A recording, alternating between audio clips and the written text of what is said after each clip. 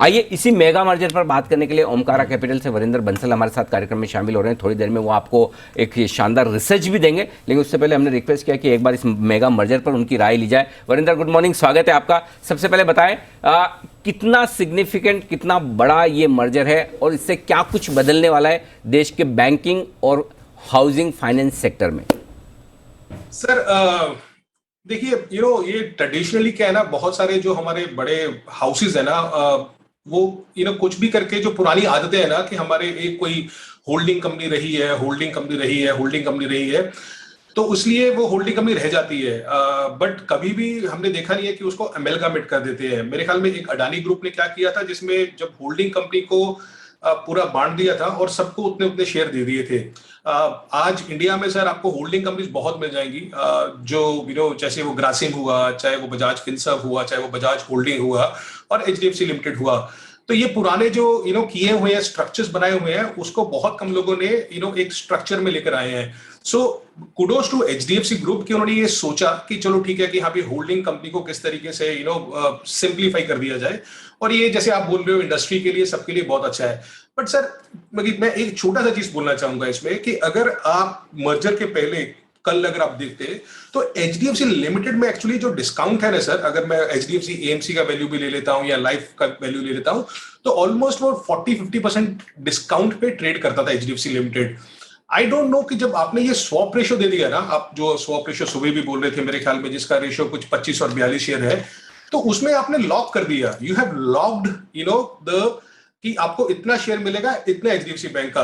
तो जो एक्चुअली अगर मैं एचडीएफसी लिमिटेड ले रहा था कि मुझे जो अगर वो मर्जर हो जाता है तो मुझे पूरा का पूरा डिस्काउंट वैनिश हो सकता है। पूरे का पूरा डिस्काउंट का मतलब है सर 40-50% डिस्काउंट वैनिश हो सकता है, right? Because then I am actually getting the equivalent shares of HDFC bank और the holding companies in HDFC limited.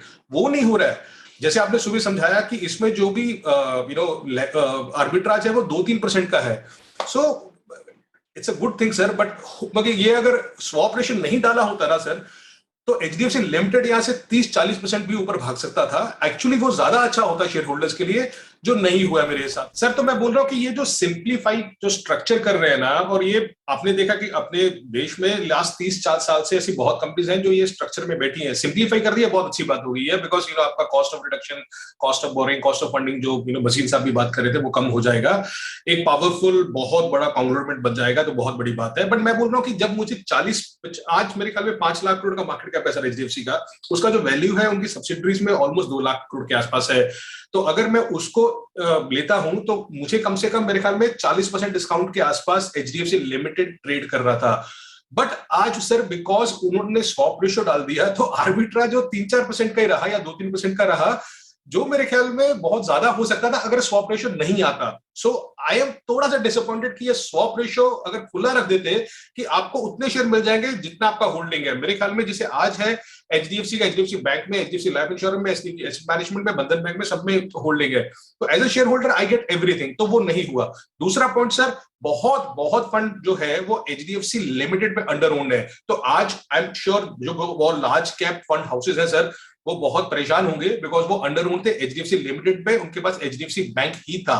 तो इसलिए आप देखेंगे कि बहुत सारा बैंक आएगा एचडीएफसी लिमिटेड में। बट एज ए सेड, अगर वो स्वैप रेशियो नहीं होता सर, तो एचडीएफसी लिमिटेड यहां से कुछ भी हो सकता था आगे जाके, बिकॉज वो पूरे का पूरा 30-40% का आपको करीब मिलता। और दूसरा सर, मैं आपको एक चीज बता दूं, it is this is one event, but इसके आगे आप सोचिए संजीव बजाज जी क्या सोच रहे होंगे। मगर ऐसी जो स्ट्रक्चर्स बने हुए हैं देश में ना, जैसे बजाज फिनसर्व, मगर वो बजाज फिनसर्व को क्यों उस तरीके से रखा हुआ है? जब बजाज फाइनेंस इतना अच्छा कर रहा है, तो आप इंश्योरेंस कंपनी आपकी बजाज फिनसर्व में रखिए, और बजाज फाइनेंस का जो है वो आप शेयर जितने मेरे बनते हैं शेयर मुझे उतना दे दीजिए। So I am playing a pure play insurance business by Bajaj Finserv and I am playing a consumer business by Bajaj finance.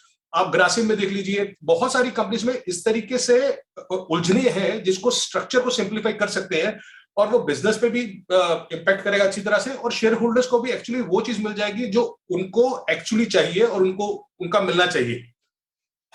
Perfect. तो ये है आपके लिए पूरा का पूरा राय। और ये इंटरेस्टिंग चीज बताई कि इन केस अगर मर्जर रेशियो नहीं आया होता तो शायद एचडीएफसी लिमिटेड के, हाँ, और निफ्टी शायद 18,200 18,300 के ऊपर होता है ना। सर, आज तो ये बात सही है बिल्कुल। मर्जर रेशियो की वजह से दोनों साथ साथ मूव कर रहे हैं। तो लेट्स सी इसका मतलब, लेकिन जी सर, मुझे ये बताओ ना कि जब मेरे पास HDFC limited as a share holder, I have HDFC bank, insurance, asset management, Bandhan, हाँ I am getting a swap ratio. क्योंकि अगर मर्जर हुआ है इसका मतलब है, जैसे आप आईडीएफसी लिमिटेड की बात करते हो, बात तो वही होती है ना कि अगर दोनों मर्ज कर जाएंगे तो जो होल्डिंग कंपनी डिस्काउंट है वो निकल जाएगा सारे का सारा।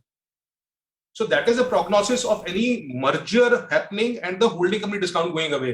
But इसमें वो नहीं हो रहा है, इसमें स्वैप रेशियो से आपको आर्बिट्राज उतना ही मिल रहा है जितना वो स्वैप रेशियो बता रहा है आपको।